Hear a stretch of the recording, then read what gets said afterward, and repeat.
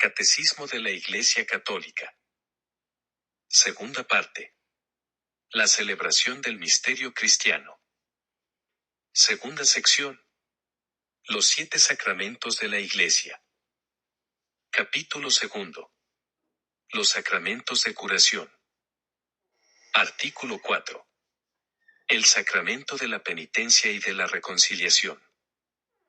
1422 Los que se acercan al sacramento de la penitencia obtienen de la misericordia de Dios el perdón de los pecados cometidos contra él y, al mismo tiempo, se reconcilian con la Iglesia, a la que ofendieron con sus pecados. Ella les mueve a conversión con su amor, su ejemplo y sus oraciones. LG 11. Y, el nombre de este sacramento.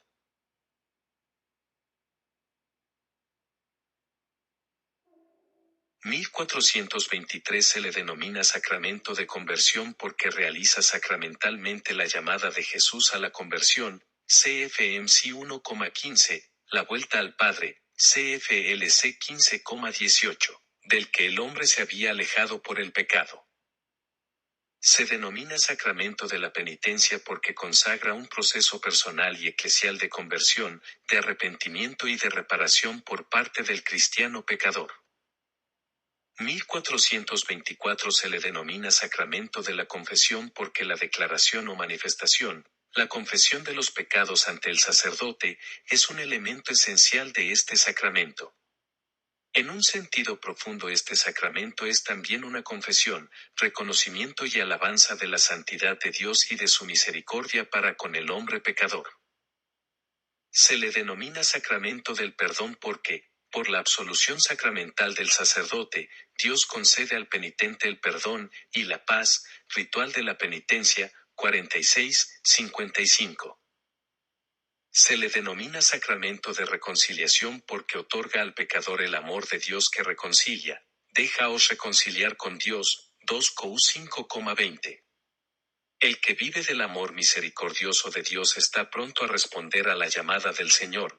Ve primero a reconciliarte con tu hermano, Mt 5,24. 2. ¿Por qué un sacramento de la reconciliación después del bautismo? 1425 Habéis sido lavados, habéis sido santificados, habéis sido justificados en el nombre del Señor Jesucristo y por el Espíritu de nuestro Dios. 1 Cor 6,11. Es preciso darse cuenta de la grandeza del don de Dios que se nos hace en los sacramentos de la iniciación cristiana para comprender hasta qué punto el pecado es algo que no cabe en aquel que se ha revestido de Cristo. Ga 3,27. Pero el apóstol San Juan dice también, si decimos que no tenemos pecado, nos engañamos y la verdad no está en nosotros. 1 ya en 1,8. Y el Señor mismo nos enseñó a orar, perdona nuestras ofensas. LC 11,4, uniendo el perdón mutuo de nuestras ofensas al perdón que Dios concederá a nuestros pecados. 1426 La conversión a Cristo, el nuevo nacimiento por el bautismo, el don del Espíritu Santo, el cuerpo y la sangre de Cristo recibidos como alimento nos han hecho santos e inmaculados ante Él. EF 1,4, como la Iglesia misma, esposa de Cristo, es santa e inmaculada ante Él. EF 5,27. Sin embargo, la vida nueva recibida en la iniciación cristiana no suprimió la fragilidad y la debilidad de la naturaleza humana, ni la inclinación al pecado que la tradición llama concupiscencia, y que permanece en los bautizados a fin de que sirva de prueba en ellos en el combate de la vida cristiana ayudados por la gracia de Dios. CFDS 1515. Esta lucha es la de la conversión con miras a la santidad y la vida eterna a la que el Señor no cesa de llamarnos. CFDS 1545, LG 40. 3. La conversión de los bautizados. 1427 Jesús llama a la conversión. Esta llamada es una parte esencial del anuncio del reino. El tiempo se ha cumplido y el reino de Dios está cerca. Convertíos y creed en la buena nueva. MC 1,15. En la predicación de la Iglesia, esta llamada se dirige primeramente a los que no conocen todavía a Cristo y su Evangelio. Así, el bautismo es el lugar principal de la conversión primera y fundamental. Por la fe en la buena nueva y por el bautismo, CFHCH 2,38, se renuncia al mal y se alcanza la salvación, es decir, la remisión de todos los pecados y el don de la vida nueva. 1428. Ahora bien, la llamada de Cristo a la conversión sigue resonando en la vida de los cristianos. Esta segunda conversión es una tarea ininterrumpida para toda la Iglesia que recibe en su propio seno a los pecadores y que siendo santa al mismo tiempo que necesitada de purificación constante, busca sin cesar la penitencia y la renovación. LG 8. Este esfuerzo de conversión no es solo una obra humana.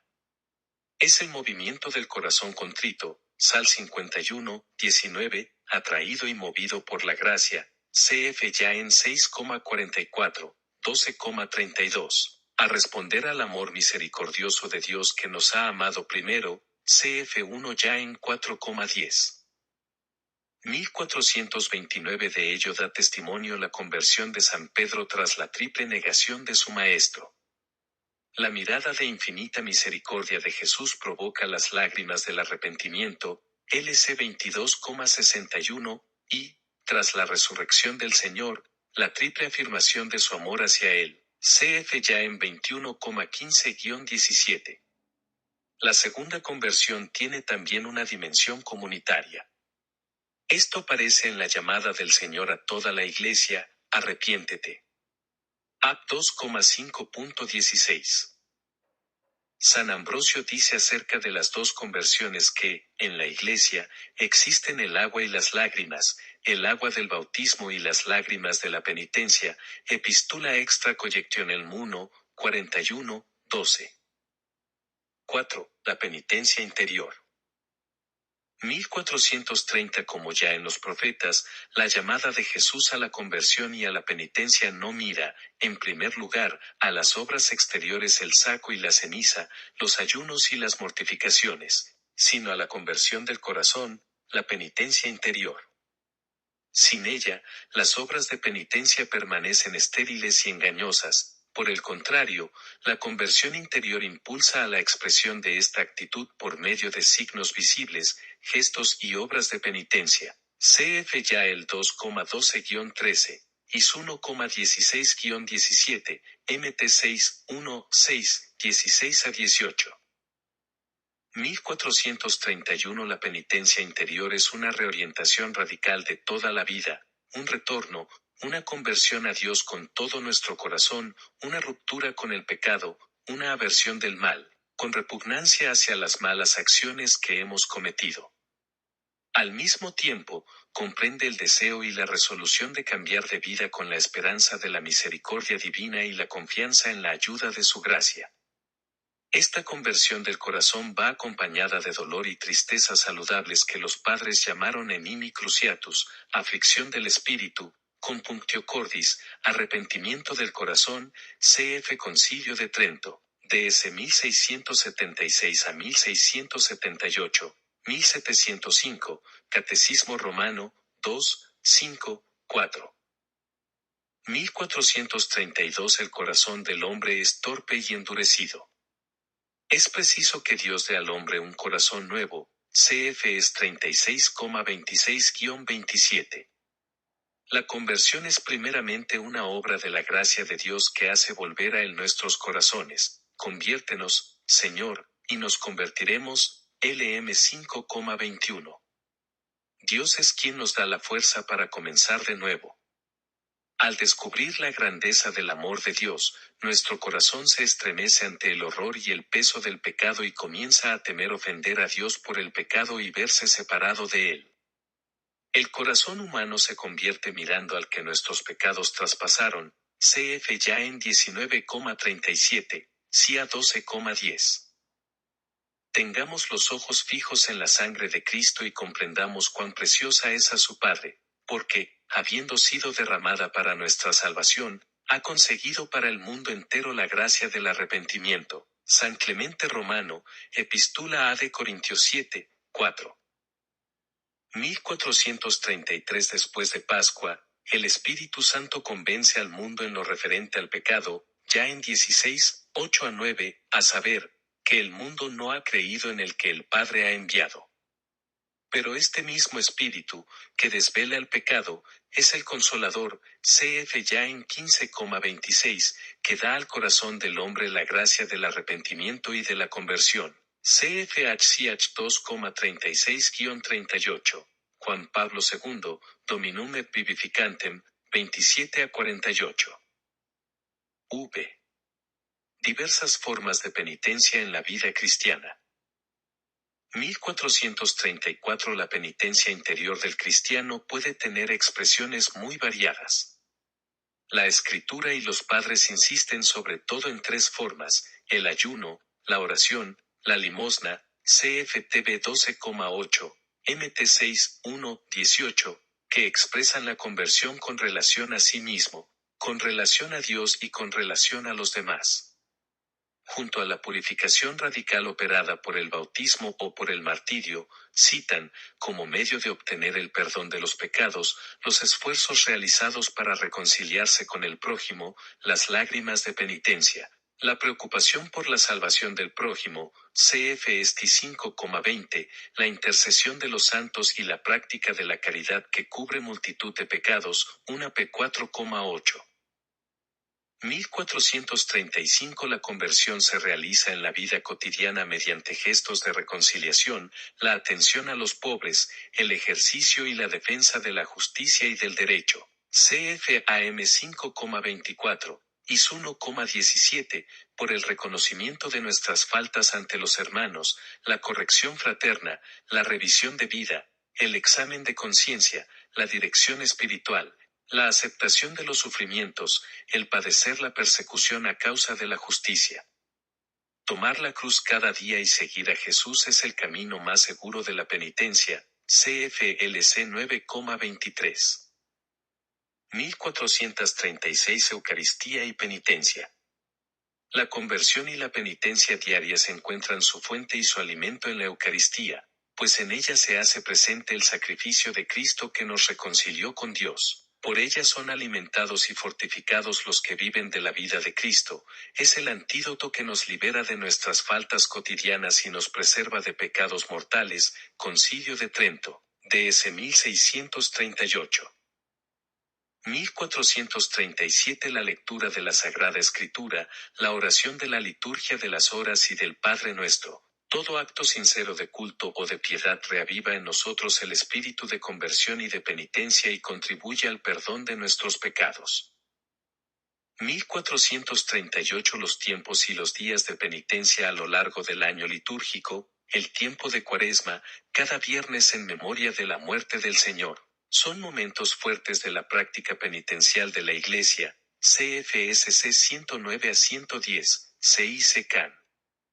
1249-1253, CCEO 880-883. Estos tiempos son particularmente apropiados para los ejercicios espirituales, las liturgias penitenciales, las peregrinaciones como signo de penitencia, las privaciones voluntarias como el ayuno y la limosna, la comunicación cristiana de bienes, obras caritativas y misioneras. 1439 El proceso de la conversión y de la penitencia fue descrito maravillosamente por Jesús en la parábola llamada del Hijo Pródigo, cuyo centro es el Padre Misericordioso. LC 15,11-24 La fascinación de una libertad ilusoria, el abandono de la casa paterna, la miseria extrema en que el Hijo se encuentra tras haber dilapidado su fortuna. La humillación profunda de verse obligado a apacentar cerdos, y peor aún, la de desear alimentarse de las algarrobas que comían los cerdos. La reflexión sobre los bienes perdidos, el arrepentimiento y la decisión de declararse culpable ante su Padre, el camino del retorno, la acogida generosa del Padre, la alegría del Padre. Todos estos son rasgos propios del proceso de conversión. El mejor vestido, el anillo y el banquete de fiesta son símbolos de esta vida nueva, pura, digna, llena de alegría que es la vida del hombre que vuelve a Dios y al seno de su familia, que es la Iglesia. Solo el corazón de Cristo, que conoce las profundidades del amor de su Padre, pudo revelarnos el abismo de su misericordia de una manera tan llena de simplicidad y de belleza. Vi, el sacramento de la penitencia y de la reconciliación. 1440 El pecado es, ante todo, ofensa a Dios, ruptura de la comunión con Él. Al mismo tiempo, atenta contra la comunión con la Iglesia. Por eso la conversión implica a la vez el perdón de Dios y la reconciliación con la Iglesia, que es lo que expresa y realiza litúrgicamente el sacramento de la penitencia y de la reconciliación, CFLG 11. Solo Dios perdona el pecado. 1441 Solo Dios perdona los pecados, CFMC 2,7. Porque Jesús es el Hijo de Dios, dice de sí mismo, el Hijo del Hombre tiene poder de perdonar los pecados en la tierra, MC 2,10, y ejerce ese poder divino. Tus pecados están perdonados, MC 2,5, LC 7,48. Más aún, en virtud de su autoridad divina, Jesús confiere este poder a los hombres, CF ya en 20,21-23, para que lo ejerzan en su nombre. 1442 Cristo quiso que toda su Iglesia, tanto en su oración como en su vida y su obra, fuera el signo y el instrumento del perdón y de la reconciliación que nos adquirió al precio de su sangre. Sin embargo, confió el ejercicio del poder de absolución al ministerio apostólico, que está encargado del ministerio de la reconciliación, 2 Cor 5,18. El apóstol es enviado en nombre de Cristo, y es Dios mismo quien, a través de él, exhorta y suplica, déjaos reconciliar con Dios, 2 Cor 5,20. Reconciliación con la Iglesia. 1443 Durante su vida pública, Jesús no solo perdonó los pecados, también manifestó el efecto de este perdón. A los pecadores que son perdonados los vuelve a integrar en la comunidad del pueblo de Dios, de donde el pecado los había alejado o incluso excluido. Un signo manifiesto de ello es el hecho de que Jesús admite a los pecadores a su mesa, más aún, él mismo se sienta a su mesa, gesto que expresa de manera conmovedora, a la vez, el perdón de Dios, CFLC 15, y el retorno al seno del pueblo de Dios, CFLC 19,9. 1444 Al hacer partícipes a los apóstoles de su propio poder de perdonar los pecados, el Señor les da también la autoridad de reconciliar a los pecadores con la Iglesia. Esta dimensión eclesial de su tarea se expresa particularmente en las palabras solemnes de Cristo a Simón Pedro: a ti te daré las llaves del reino de los cielos, y lo que ates en la tierra quedará atado en los cielos, y lo que desates en la tierra quedará desatado en los cielos. MT 16,19.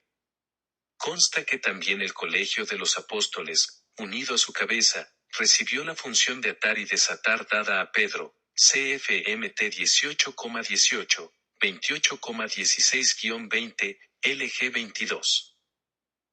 1445 Las palabras atar y desatar significan, aquel a quien excluyáis de vuestra comunión, será excluido de la comunión con Dios. Aquel a quien que recibáis de nuevo en vuestra comunión, Dios lo acogerá también en la suya.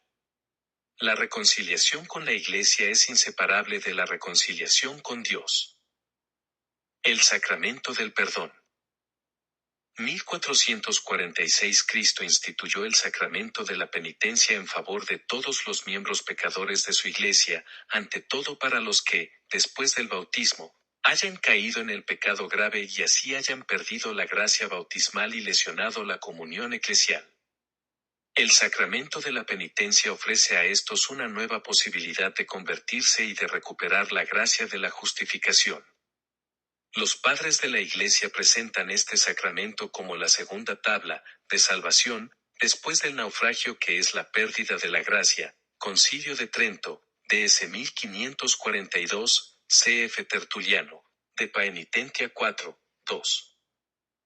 1447 A lo largo de los siglos, la forma concreta según la cual la Iglesia ha ejercido este poder recibido del Señor ha variado mucho.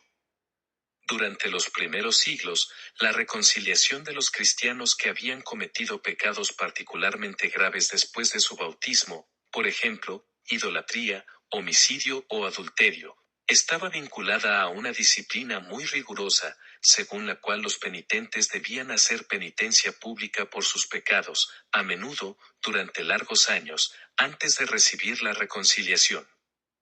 A este orden de los penitentes, que sólo concernía a ciertos pecados graves, sólo se era admitido raramente y, en ciertas regiones, una sola vez en la vida. Durante el siglo VII, los misioneros irlandeses, inspirados en la tradición monástica de Oriente, trajeron a Europa continental la práctica privada de la penitencia, que no exigía la realización pública y prolongada de obras de penitencia antes de recibir la reconciliación con la Iglesia. El sacramento se realiza desde entonces de una manera más secreta entre el penitente y el sacerdote. Esta nueva práctica preveía la posibilidad de la reiteración del sacramento y abría así el camino a una recepción regular del mismo. Permitía integrar en una sola celebración sacramental el perdón de los pecados graves y de los pecados veniales.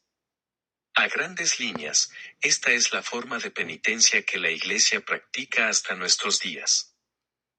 1448. A través de los cambios que la disciplina y la celebración de este sacramento han experimentado a lo largo de los siglos, se descubre una misma estructura fundamental. Comprende dos elementos igualmente esenciales: por una parte, los actos del hombre que se convierte bajo la acción del Espíritu Santo, a saber, la contrición, la confesión de los pecados y la satisfacción, y por otra parte, la acción de Dios por el ministerio de la Iglesia. Por medio del obispo y de sus presbíteros, la Iglesia, en nombre de Jesucristo, concede el perdón de los pecados, determina la modalidad de la satisfacción, ora también por el pecador y hace penitencia con él. Así el pecador es curado y restablecido en la comunión eclesial. 1449. La fórmula de absolución en uso en la Iglesia latina expresa el elemento esencial de este sacramento: el Padre de la Misericordia es la fuente de todo perdón. Realiza la reconciliación de los pecadores por la Pascua de su Hijo y el don de su Espíritu, a través de la oración y el ministerio de la Iglesia. Dios, Padre misericordioso, que reconcilió consigo al mundo por la muerte y la resurrección de su Hijo y derramó el Espíritu Santo para la remisión de los pecados, te conceda, por el ministerio de la Iglesia, el perdón y la paz. Y yo te absuelvo de tus pecados en el nombre del Padre y del Hijo y del Espíritu Santo. Ritual de la penitencia, 46-55. 7. Los actos del penitente. 1450. La penitencia mueve al pecador a soportarlo todo con el ánimo bien dispuesto, en su corazón, contrición, en la boca, confesión, en la obra, toda humildad y fructífera satisfacción. Catecismo Romano 2,5,21, CF Concilio de Trento, DS 1673. La contrición.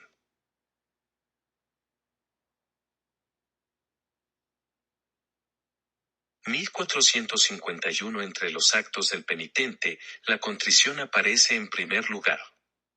Es un dolor del alma y una detestación del pecado cometido con la resolución de no volver a pecar. Concilio de Trento, DS 1676. 1452. Cuando brota del amor de Dios amado sobre todas las cosas, la contrición se llama contrición perfecta, contrición de caridad.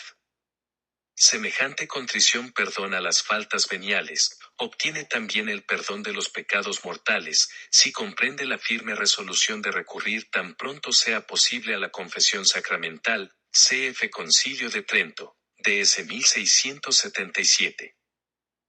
1453. La contrición llamada imperfecta, o atrición, es también un don de Dios, un impulso del Espíritu Santo.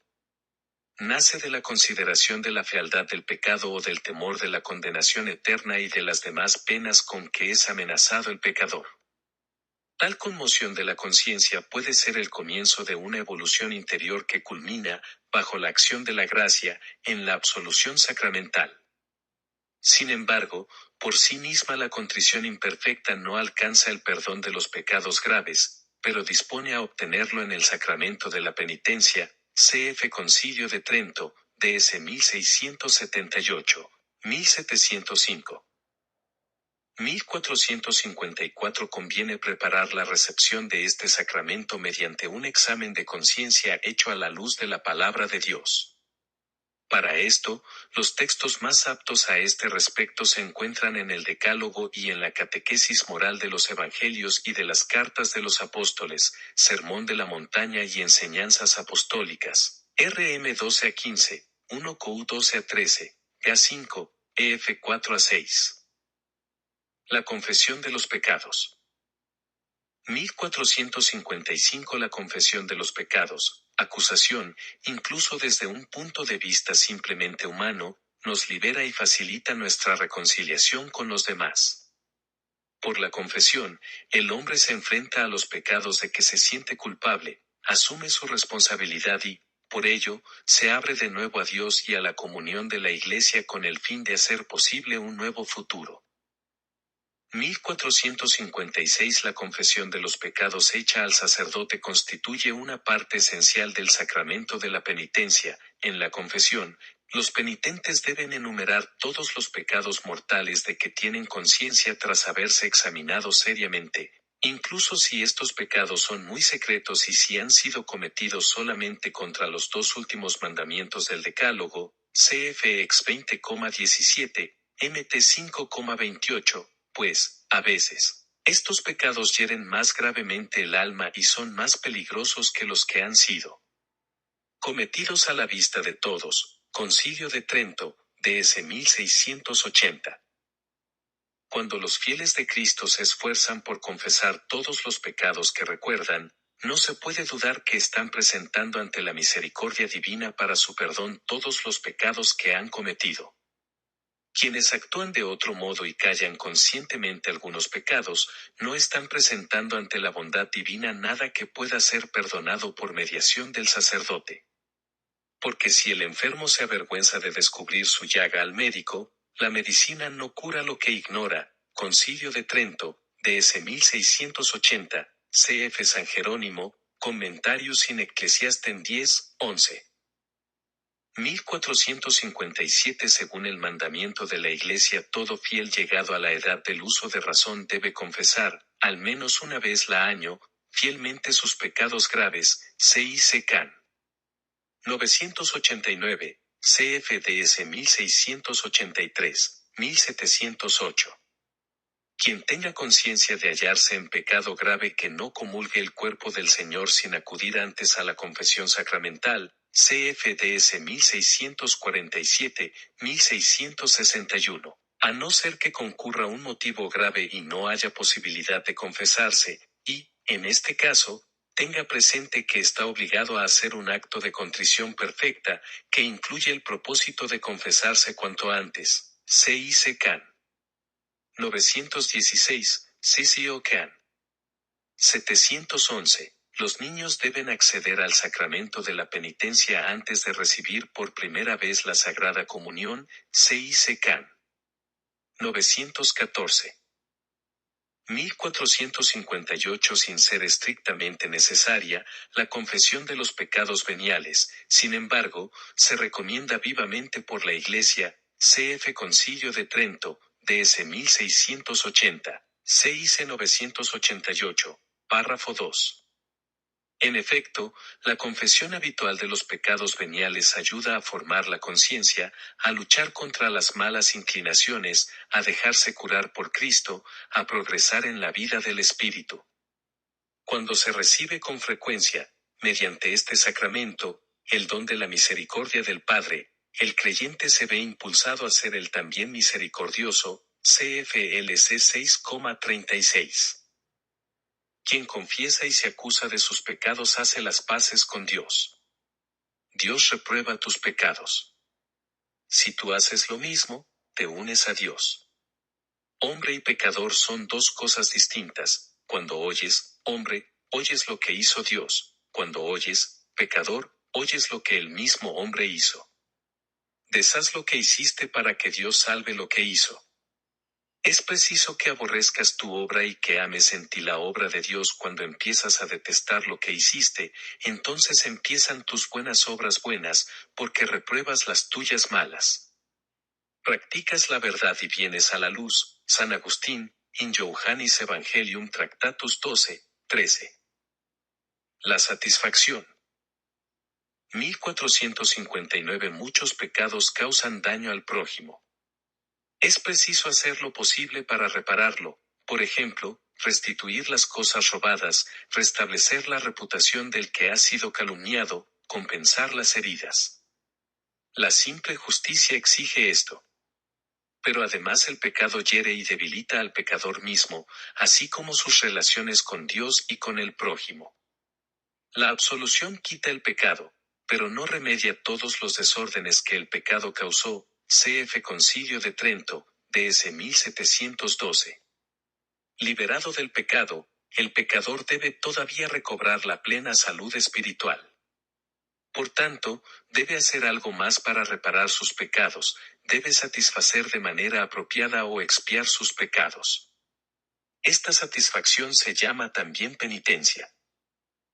1460 La penitencia que el confesor impone debe tener en cuenta la situación personal del penitente y buscar su bien espiritual. Debe corresponder todo lo posible a la gravedad y a la naturaleza de los pecados cometidos. Puede consistir en la oración, en ofrendas, en obras de misericordia, servicios al prójimo, privaciones voluntarias, sacrificios, y sobre todo, la aceptación paciente de la cruz que debemos llevar. Tales penitencias ayudan a configurarnos con Cristo que, el único, expió nuestros pecados, RM 3,25, 1 ya en 2, 1, 2, una vez por todas. Nos permiten llegar a ser coherederos de Cristo resucitado, ya que sufrimos con él, RM 8,17, CF Concilio de Trento, DS 1690. Pero nuestra satisfacción, la que realizamos por nuestros pecados, solo es posible por medio de Jesucristo, nosotros que, por nosotros mismos, no podemos nada, con la ayuda del que nos fortalece, lo podemos todo. FLP 4,13.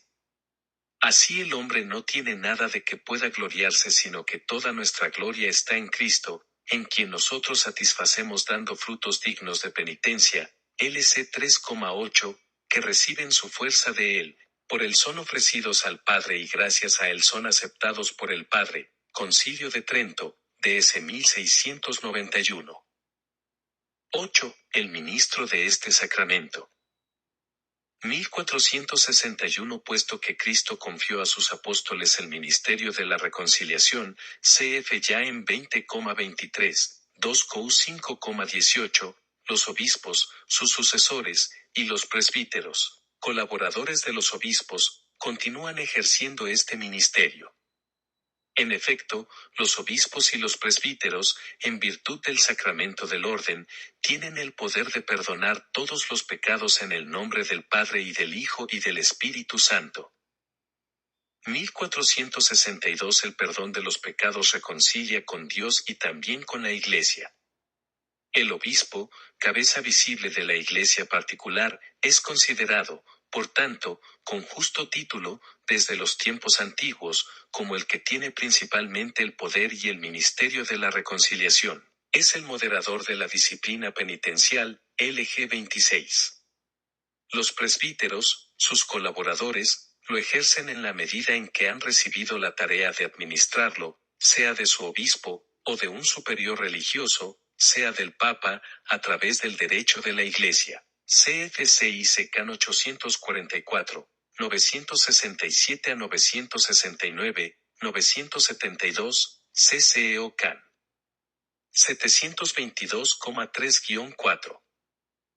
1463. Ciertos pecados particularmente graves están sancionados con la excomunión, la pena eclesiástica más severa, que impide la recepción de los sacramentos y el ejercicio de ciertos actos eclesiásticos, CFCI CAN 1331, CCEO CAN 1420, y cuya absolución, por consiguiente, solo puede ser concedida, según el derecho de la Iglesia, por el Papa, por el obispo del lugar, o por sacerdotes autorizados por ellos. CFCI CAN 1354 a 1357, CCEO CAN 1420, en caso de peligro de muerte, todo sacerdote, aun el que carece de la facultad de oír confesiones, puede absolver de cualquier pecado y de toda excomunión. CFCICK 976, para la absolución de los pecados, CCEO CAN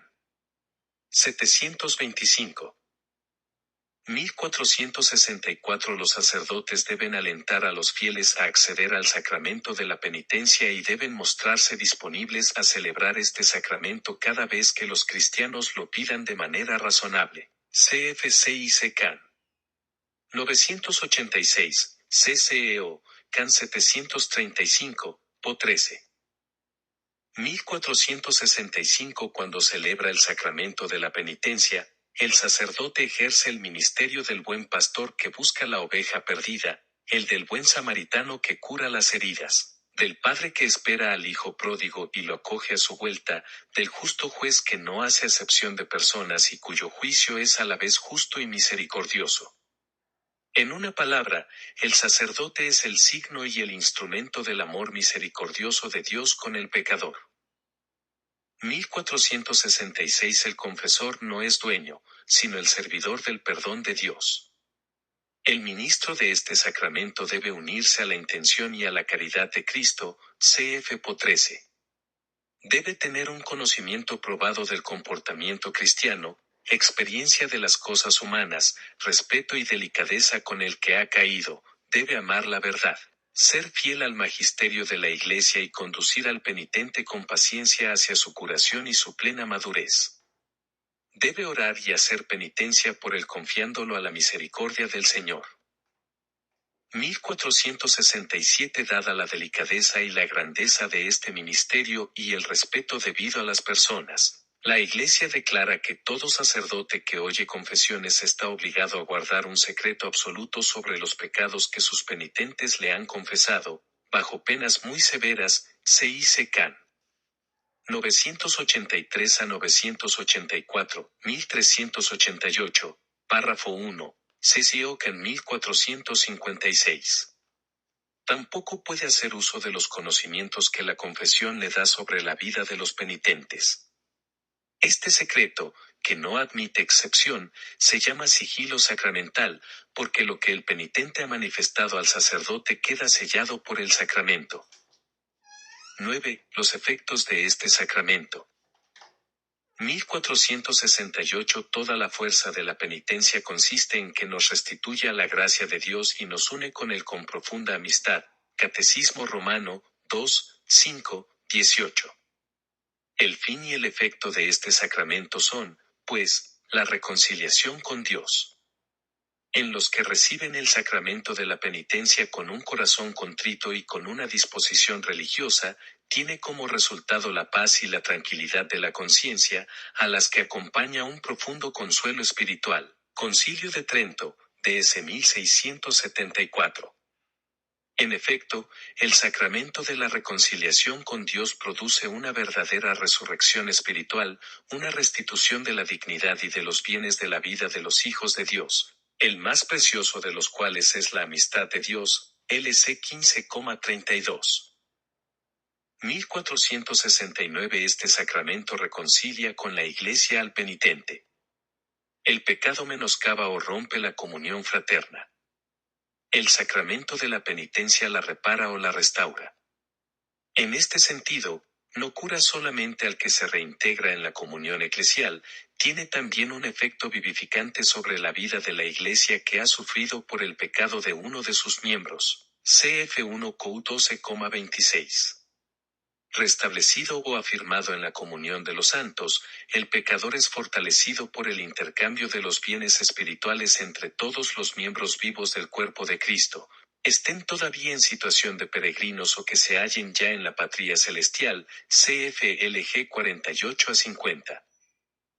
Pero hay que añadir que tal reconciliación con Dios tiene como consecuencia, por así decir, otras reconciliaciones que reparan las rupturas causadas por el pecado. El penitente perdonado se reconcilia consigo mismo en el fondo más íntimo de su propio ser, en el que recupera la propia verdad interior, se reconcilia con los hermanos, agredidos y lesionados por él de algún modo, se reconcilia con la Iglesia, se reconcilia con toda la creación, Juan Pablo II, Exhort. A post. Reconciliatio et paenitentita, 31. 1470. En este sacramento, el pecador, confiándose al juicio misericordioso de Dios, anticipa en cierta manera el juicio al que será sometido al fin de esta vida terrena. Porque es ahora, en esta vida, cuando nos es ofrecida la elección entre la vida y la muerte, y solo por el camino de la conversión podemos entrar en el reino del que el pecado grave nos aparta. Cf 1 Cou 5,11, Ga 5,19-21, A 22,15. Convirtiéndose a Cristo por la penitencia y la fe, el pecador pasa de la muerte a la vida y no incurre en juicio, ya en 5,24. X. Las indulgencias. 1471. La doctrina y la práctica de las indulgencias en la Iglesia están estrechamente ligadas a los efectos del sacramento de la penitencia. ¿Qué son las indulgencias? La indulgencia es la remisión ante Dios de la pena temporal por los pecados, ya perdonados en cuanto a la culpa, que un fiel dispuesto y cumpliendo determinadas condiciones consigue por mediación de la Iglesia, la cual, como administradora de la redención, distribuye y aplica con autoridad el tesoro de las satisfacciones de Cristo y de los santos. Pablo VI, Canst. A.P. Indulgentiarum Doctrina, Normas 1. La indulgencia es parcial o plenaria según libere de la pena temporal debida por los pecados en parte o totalmente. Indulgentiarum Doctrina, Normas 2. Todo fiel puede lucrar para sí mismo o aplicar por los difuntos, a manera de sufragio, las indulgencias tanto parciales como plenarias. CICK 994. Las penas del pecado.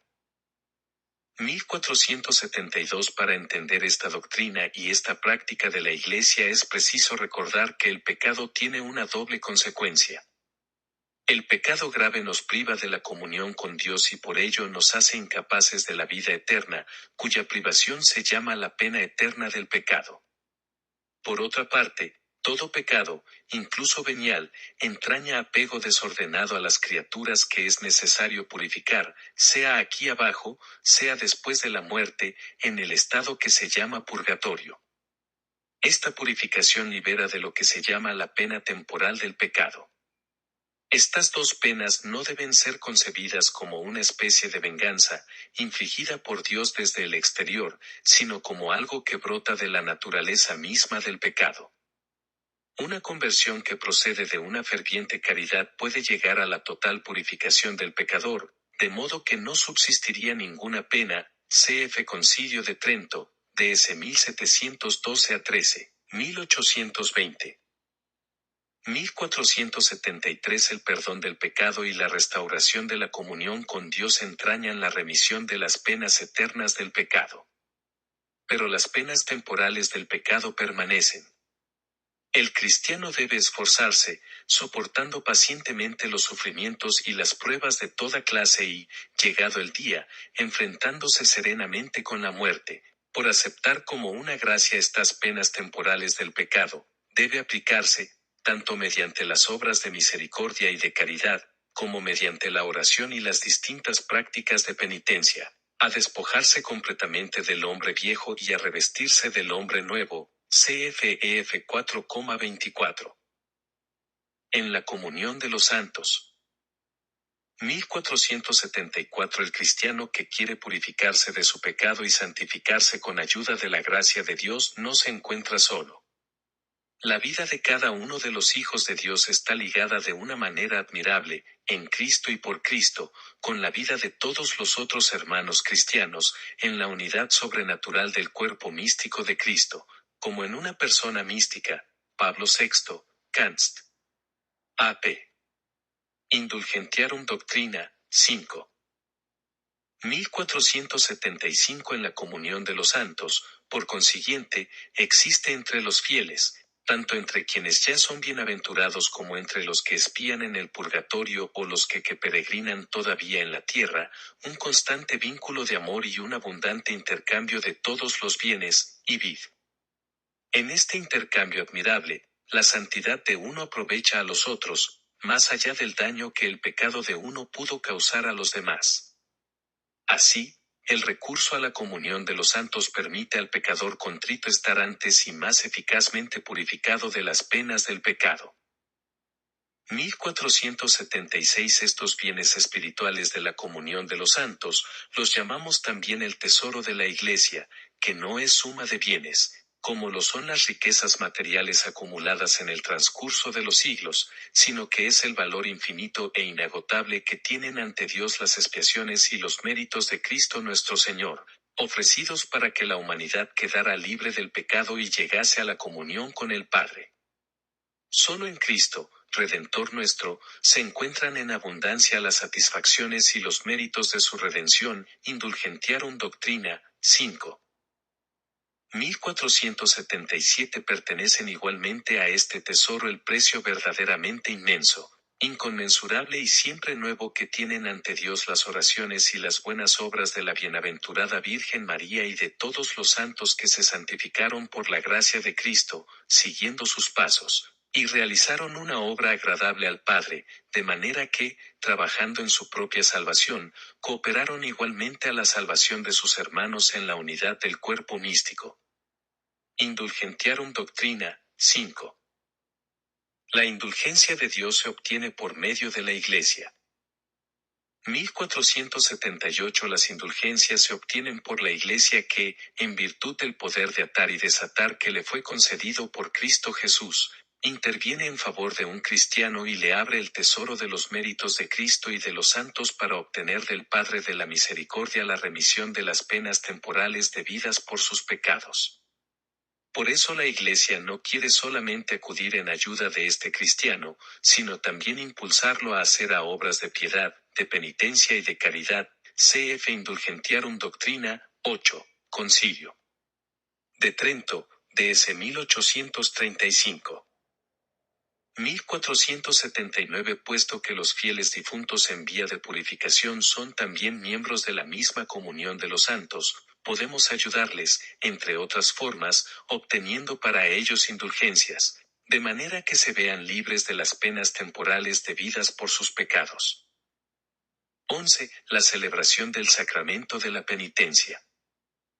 1480 Como todos los sacramentos, la penitencia es una acción litúrgica. Ordinariamente los elementos de su celebración son, saludo y bendición del sacerdote, lectura de la palabra de Dios para iluminar la conciencia y suscitar la contrición, y exhortación al arrepentimiento, la confesión que reconoce los pecados y los manifiesta al sacerdote, la imposición y la aceptación de la penitencia, la absolución del sacerdote, alabanza de acción de gracias y despedida con la bendición del sacerdote. 1481 La liturgia bizantina posee expresiones diversas de absolución, en forma deprecativa, que expresan admirablemente el misterio del perdón, que el Dios que por el profeta Natán perdonó a David cuando confesó sus pecados, y a Pedro cuando lloró amargamente y a la pecadora cuando derramó lágrimas sobre sus pies, y al publicano, y al pródigo, que este mismo Dios, por medio de mí, pecador, os perdone en esta vida y en la otra y que os haga comparecer sin condenaros en su temible tribunal. El que es bendito por los siglos de los siglos. Amén. Eulogion Tomega, Atenas 1992, p. 222. 1482 El sacramento de la penitencia puede también celebrarse en el marco de una celebración comunitaria, en la que los penitentes se preparan a la confesión y juntos dan gracias por el perdón recibido. Así la confesión personal de los pecados y la absolución individual están insertadas en una liturgia de la palabra de Dios, con lecturas y homilía, examen de conciencia dirigido en común, petición comunitaria del perdón, rezo del Padre Nuestro y acción de gracias en común.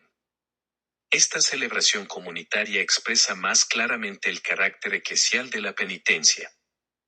En todo caso, cualquiera que sea la manera de su celebración, el sacramento de la penitencia es siempre, por su naturaleza misma, una acción litúrgica, por tanto, eclesial y pública. CFSC 26 a 27. 1483. En casos de necesidad grave se puede recurrir a la celebración comunitaria de la reconciliación con confesión general y absolución general. Semejante necesidad grave puede presentarse cuando hay un peligro inminente de muerte sin que el sacerdote o los sacerdotes tengan tiempo suficiente para oír la confesión de cada penitente.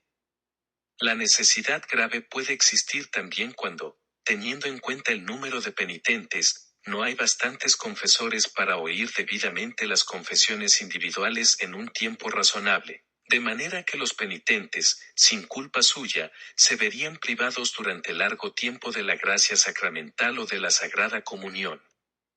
En este caso, los fieles deben tener, para la validez de la absolución, el propósito de confesar individualmente sus pecados graves en su debido tiempo, CICK 962, párrafo 1. Al obispo diocesano corresponde juzgar si existen las condiciones requeridas para la absolución general, CICK 961, párrafo 2. Una gran concurrencia de fieles con ocasión de grandes fiestas o de peregrinaciones no constituyen por su naturaleza ocasión de la referida necesidad grave. CFC ASICA 962, párrafo 1, 2.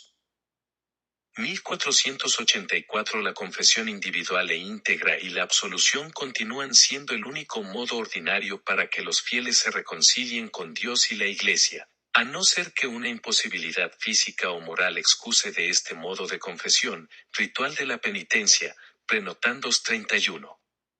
Y esto se establece así por razones profundas. Cristo actúa en cada uno de los sacramentos. Se dirige personalmente a cada uno de los pecadores. Hijo, tus pecados están perdonados. EMSI 2,5, es el médico que se inclina sobre cada uno de los enfermos que tienen necesidad de él. CFMC 2,17, para curarlos, los restaura y los devuelve a la comunión fraterna. Por tanto, la confesión personal es la forma más significativa de la reconciliación con Dios y con la Iglesia. Resumen. 1485. En la tarde de Pascua, el Señor Jesús se mostró a sus apóstoles y les dijo: recibid el Espíritu Santo. A quienes perdonéis los pecados, les quedan perdonados; a quienes se los retengáis, les quedan retenidos. Ya en 22-23. 1486. El perdón de los pecados cometidos después del bautismo es concedido por un sacramento propio llamado sacramento de la conversión, de la confesión, de la penitencia o de la reconciliación.